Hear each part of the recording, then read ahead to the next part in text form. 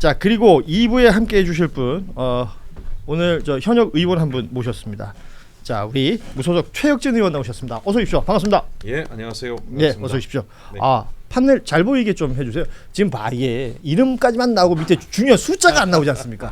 예, 네. 농협 301-0371-0432-31 예, 잘 나오게 좀 해주세요. 예. 잘 나옵니다. 네. 굉장히 신중하게 움직여주시네요. 예. 이거 안 하면 가서 혼납니다. 네, 최혁진 의원 나오셨는데 요즘 법사위에서 일당백으로 예, 파이팅하고 계신 거 잘 보고 있습니다. 지금 본회의장에서 필리버스터 진행 중인 거죠? 예, 진행 중입니다. 한 8시쯤까지 할 것 같고요. 나는 앞서도 저희가 그 얘기를 했었는데 네. 증감법 관련된 얘기잖아요, 오늘이. 예. 그들도 국회의원 아닙니까?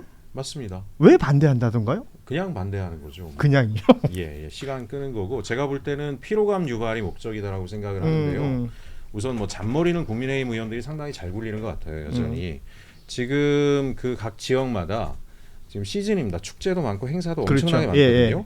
본인들은 지금 국회 본회의장에 한 명만 나와 있어요. 아무도 없습니다. 국힘은. 근데 이제 우리는 언제 어떤 일이 벌어질지 모르니까 민주당 의원들은 전부 다 비상대기하고 있거든요. 지역구에서는 내막을 모르니까 왜 행사장에 인사를 안 오냐 빗발치겠죠. 그게 벌써 며칠 가는 거니까 이런 식으로 법 하나하나마다 필리버스터를 걸어가지고 본인들은 열심히 지역구 가서 인사 다니고 민주당 의원들은 지역에 못 내려오게 하고 그로 인해서 피로감을 높여가지고 개혁의 동력을 막겠다. 이런 꼼수라고 저는 생각을 하고 그거 말고는 도저히 해석할 수 있는 내용이 없습니다. 그렇게 해석하고 나니까 너무 간단해지네요.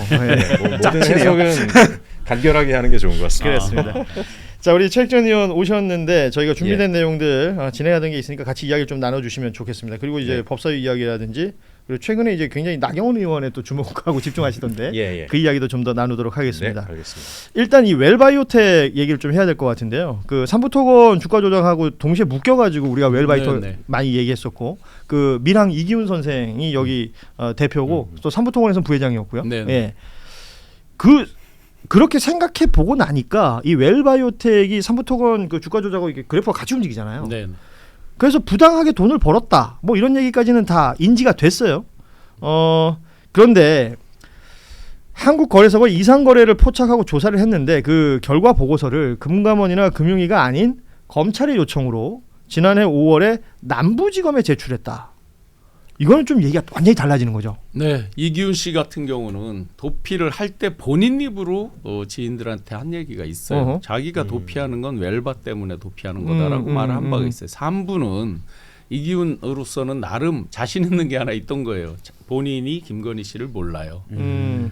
재료를 달라라고 부탁한 거. 그게 이제 누구죠? 그 김건희 3부 체크하고 이종호 씨한테 부탁을 했고 그 누구죠? 그러면 잘 맞춘다. 멋쟁이 해병과 또 관련이 있다 보니까. 그렇죠. 그래서 그 이종호 씨가 이제 그 김건희 씨에게 물어보고 우크라이나 이런 것들을 이제 알려주고 등등등의 이제 간접 자기가 이제 김건희 씨랑 관계인 거예요. 그리고 자기들이 하는 말이 있어요. 어느 정도 띄워놓은 다음에는 3부는 저절로 재료에 의해서 올라간 측면도 있다. 정작 빼먹는 거는 1,000원일 때 웰바가 1,000원일 때 CB를 전환사채를 얘기하는 겁니다. 20명으로 나누어서 전환사채 컨버터블 본드죠. CB를 매각을 합니다. 장외 매각을 합니다. 일종의. 그러면 CB는 누가 샀는지 실제로 잘 모릅니다. 특히 조합 형태로 샀을 때는 조합 이름이 앞에 오고 조합 구성원, 조합의 실질 투자자가 누군지를 잘 모릅니다. 그러다 보니까 여러 사람으로 쪼개서 갔는데 이게 5억 단위, 10억 단위로 아주 정교하게 쪼개져 있는 걸 보면 미리 기획해서 팔았다는 거잖아요. 무작위로 파는 게 아니라 정해놓고 팔았다는 거고 이게 5,000원까지 치솟습니다.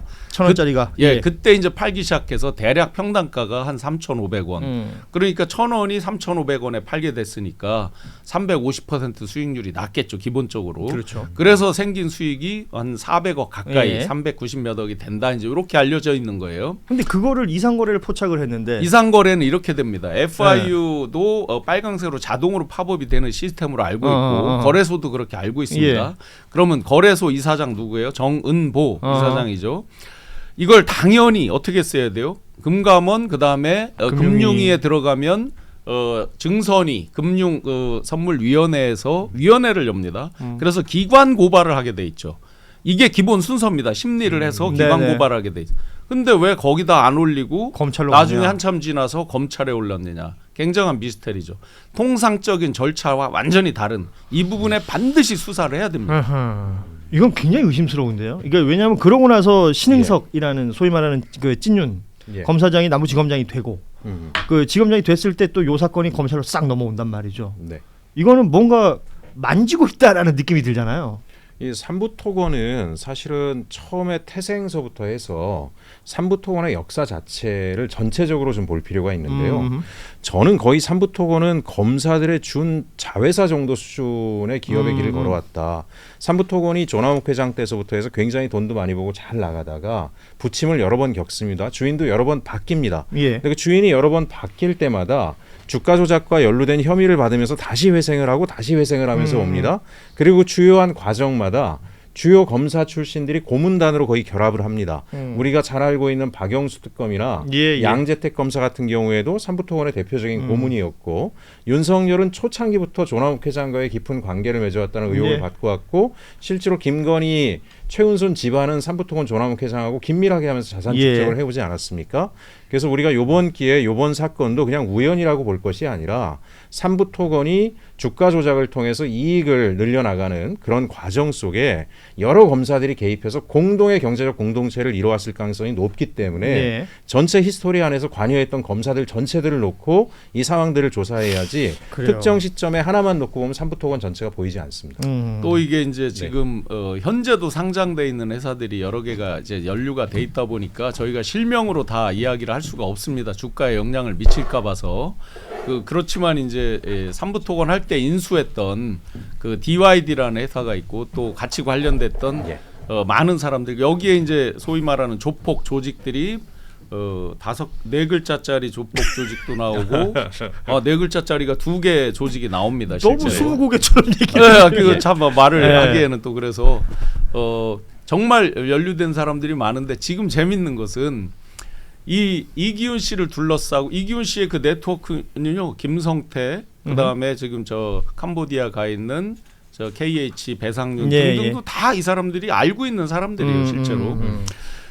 재밌는 거는 이기훈 씨 스타일이 뭐 꽁하게 있고 말을 안 불고 이런 사람이 아니라는 거죠. 그 지인들의 지금 얘기를 들어보면 말하는 거 좋아한다면서요. 굉장히 여러 가지를 지금 말을 하고 있어서 자기들에게 불똥이 튈까 전부 전전긍긍이다. 지금 그렇게 얘기들을 하고 있습니다. 아무튼 참 대놓고 주가 조작인 게 왜 바이오텍이 왜 우크라이나 재건주일까요? 여기가 원래 다른 업종이잖아요. 뭐 건강식 뭐 이런 거 하는 데잖아요. 우크라이나에 건강식이 뭐가 될지 모르겠는데 아무튼 이렇게 연결이 되었던 내용들이 있는데 이게 지금 뭐 지금 쭉 설명해 주셨지만 3부 이야기라든지 웰바이트 뭐 이기훈 뭐 그리고 이종호 뭐 등등등의 등장인물들에서 우리가 뉴스에서 많이 들었어요. 그런데 이게 체크가 되고 검사가 되는 과정에서 검찰청 그러니까 남부지검에 검찰에 먼저 보고가 됐다라는 내용. 이게 어떤 형태로든 다른 그 정상적인 루트가 아닌 다른 형태의 길을 밟았다는 거 이거 다시 한번 분명히 들여다봐야 된다. 당시 금감위원장이 누구였습니까? 이복현. 뭐 맞췄어. 이종호 잘 맞히네요. 자, 소위 말하는 그 친윤계의 막내였다는 이복현 그 검사가 당시 금감원장이었지 않습니까? 그러면은 이런 것들이 신흥석, 이복현, 윤석열 뭐 등등등 어떻게든 뭔가 관련이 있지 않았을까라는 의심이 충분히 가능하다. 맞습니다. 신흥석 지검장의 그 배우자도 이제 금융계로 알려져 있고 그리고 그때 당시 저도 이제 건진 수사로 달려갈 때부터 이제 남부지검이 좀 이상하다. 굳이 달려갈 이거 곧 특검이 통과가 될 건데 왜 저렇게 달려가냐 했을 때부터 의심이 많이 샀는데 그 우연히 계속된다면 그건 필연이겠죠. 지금 이 사건도 제가 알기로는 특검으로 그 자료들을 넘기지 않고 있다가 국회의원분들의 지적에 따라서 그 이후에 넘겼다고 하는데 그것 자체도 매우 의심스러운 정황입니다. 그래서 이거는 주식회사 검찰의 진짜 사후 처리반 역할을 한 게 아닌가라는 강력한 의심을 낳을 수밖에 없는 상황인 거죠. 이제 그 의심에 이제 가장 중요한 게 검찰로 넘길 수도 있겠죠. 기존 통례를 떠나서 넘길 수도 있을 수 있겠는데 근데 뭐 결론 넘겼다면 검찰에서 바로 그걸 수사를 착수를 했으면 이런 논란을 할 필요가 없죠.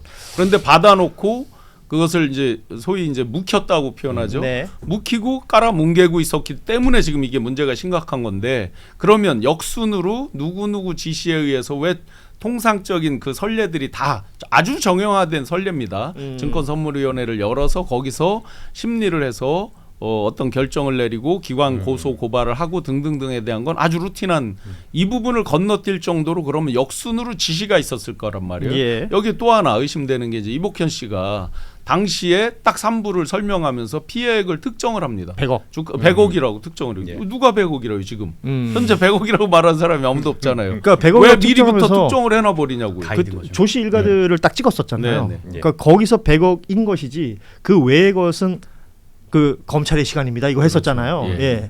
난 몰라요 이제. 이거 했던 거니까 우리가 이게 다 지금 정리가 지금 연결 시켜야 될 필요가 있다는 겁니다. 자, 우리 최혁준 의원 나오셨는데 그 법사위에서 뭐 여러 일 하셨지만 특히 정부조직법 지난 26일에 이제 본회의 통과 다 했고. 예. 그러면서 78년 만에 이제 검찰청이 폐지가 된 거죠. 예, 그렇죠. 그 1년의 유예 기간이 있는 동안 무슨 일이 있을지 사실은 좀 불안한 마음도 있습니다만 앞으로 우리가 생각해야 될 것들을 좀 하나씩 살펴봐야 되는데 지금 검찰의 어떤 대응 혹은 검찰 출신들의 대응 요거 좀 짧게 짚어봤으면 좋겠어요. 노만석 지금 대검 차장검사 검찰총장 대행이죠. 검찰 구성원들한테 서신 보냈다라는 내용도 있고 그 검찰 동우회 여기도 지금 입장을 낸 게 있는데 내용 보면 다들 뭐 위헌이라는 단어를 쓰는 것 같아요. 여기에 대해서 그냥 한마디로 좀 정리 좀 해주시죠. 일단 한마디로 하면 위헌은 본인들이 해왔죠. 지난 수십 년 동안. 이런 헌법을 유린한 건 검사들이 해왔습니다. 그래서 지금 현재 검사들의 태도를 한눈에 볼 수 있는 건 얼마 전에 검찰개혁 입법 청문회를 할 때 거기 나왔던 최재현 검사, 박상현 검사의 그 증인으로서의 태도는 많은 분들이 보시고 분노하지 않으셨습니까?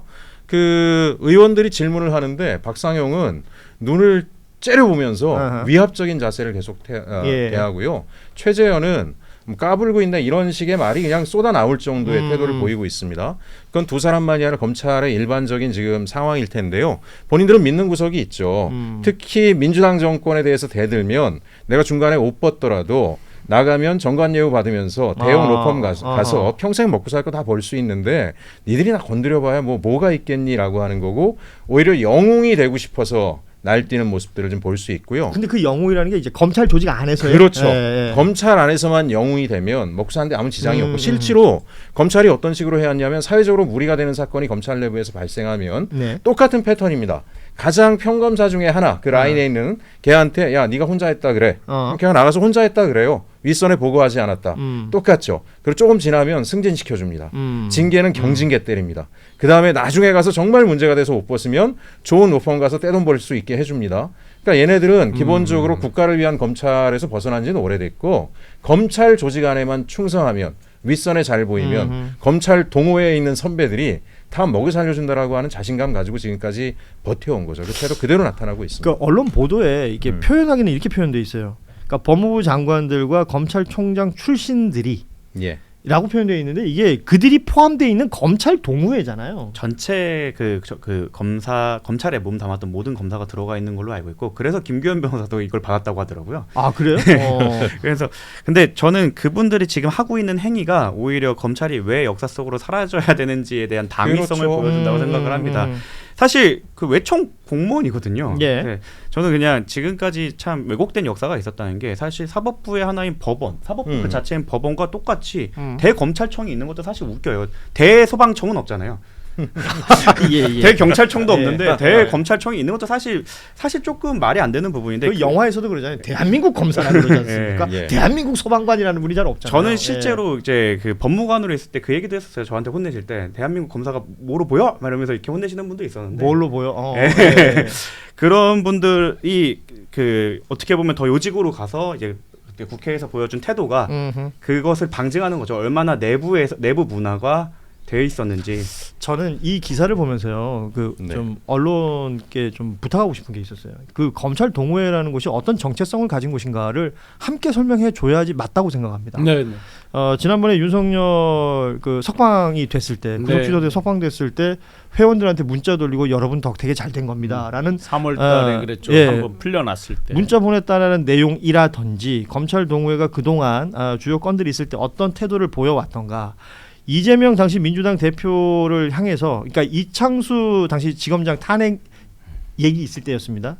현 혼란스러운 전국의 화근이자 근원, 이런 메시지를 돌렸던 곳이 검찰 동호회거든요. 네. 이들이 지금 취하고 있는 태도가 이런 것이다. 위헌을 운운하며 검찰청 폐지되는 건 안 된다라고 주장하고 있는 것이다. 라는 걸 얘기해 준다면 뉴스를 보시는 분들도 좀 이해가 쉽게 될 것이라는 생각이 들고요. 관련해서 입법조사처에서 입장 낸 게 있습니다. 위헌 아니다. 예, 맞습니다. 깔끔하게 이렇게 정리를 했어요. 아까 댓글에도 그런 얘기가 있는데 시험 본 이후로 헌법 책을 공부를 안 한 것 같다라고 하는데 지금 로스쿨 체제에서는 검사 시험에 헌법이 들어가지 않습니다. 네, 학교에서 학점 받을 때나 아니면 변호사 시험에 헌법이 들어가지 검찰 시험에 헌법이 들어가지 않습니다. 그리고 뭐 헌법에 검찰이라는 표현이 나온다고 해서 자기들이 헌법기구라고 주장을 하는데 이 해괴망측하게 헌법에는 국민이라는 표현이 굉장히 많이 나오는데 국민이 헌법기구입니까? 헌법에 이름 나오면 헌법기구래. 말도 안 되는 얘기를 하고 있고요. 또 동호회, 검찰 동호회 자기들이 뭐예요? 은퇴한 사람들 모임 아닙니까? 다른 조직들, 뭐 소방 동호회 뭐 이런 분들 나가서 동네에서 봉사활동합니다.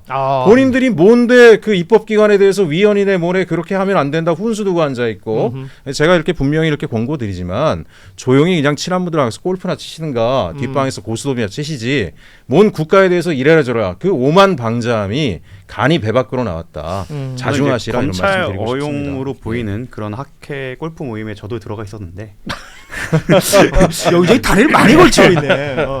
그분들이 거의 공유하고 있는 인식은 동호회와 큰 차이가 없습니다. 거기에 그 현직 검사들도 많이 왔었고 그리고 이제 우리가 지금 이 시국에서도 이상한 소리를 하시는 그 교수님들 많이 계시잖아요. 그분들 그리고 이제 나오신 정관 검사님들이 모이는 자리였는데 그런 자리에서 나오는 얘기들을 보면 이제 국민의 눈높이와는 정말 많이 떨어져 있고 이제 그 공감할 수 없는 부분이 워낙 많아서 맞습니다. 그렇게 괴리됐던 것들이 이제 유튜브나 아니면 실시간 중계를 통해서 대중에 공개돼서 이제 민낯이 드러난 거에 불과하다. 원래 저래 왔다. 네. 변호사님 계시지만 헌법 전문 10장 130조 부칙 6항 그 어느 곳에 봐도 검찰청이라는 단어는 없어요. 없죠. 검사라는 게 이제 12조와 헌법 제 12조와 16조의 검사 영장 청구 요것만 있고 그다음에 검찰총장에 대한 임명을 국무회의 승인을 거친다는 조항이 아마 89조일 거예요. 그래서 그러면 검찰총장이 그러면 헌법기관이냐? 청은 헌법기관이 아니고 총장은 헌법기관이냐? 말도 안 되는 지금 견강부회라고 그러죠.